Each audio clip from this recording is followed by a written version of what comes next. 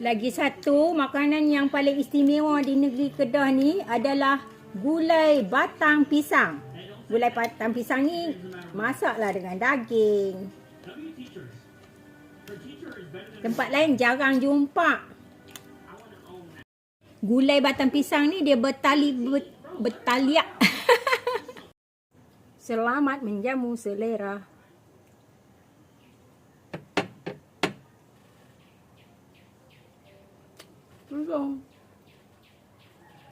Terus ni sedap berulam.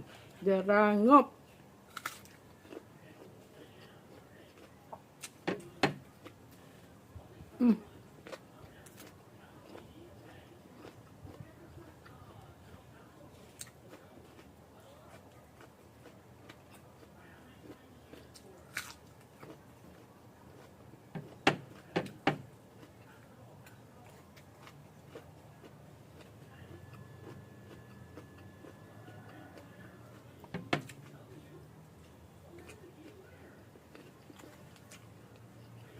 Bawang putih bakar.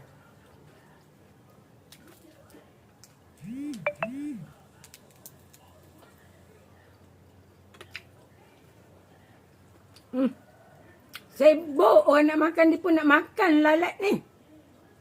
Kalau masa kita tak buat apa-apa, dia tak ada langsung. Mana dia datang, tak tahu lah.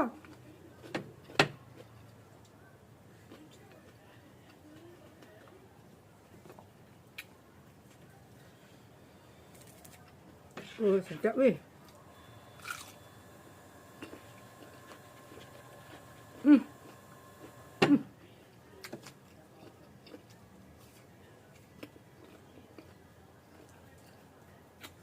Ikan temenung bakar.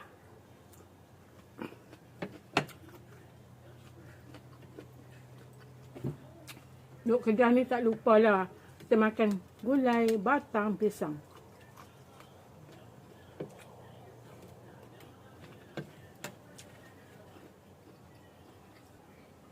Kawan-kawan, ini terung apa? Sedap. Kalau buah apple, sedap ah.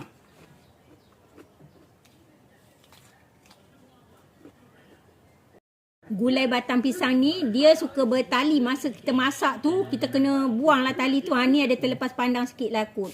Tu dia, bertaliak. Tu dia. Buang ni kita makan.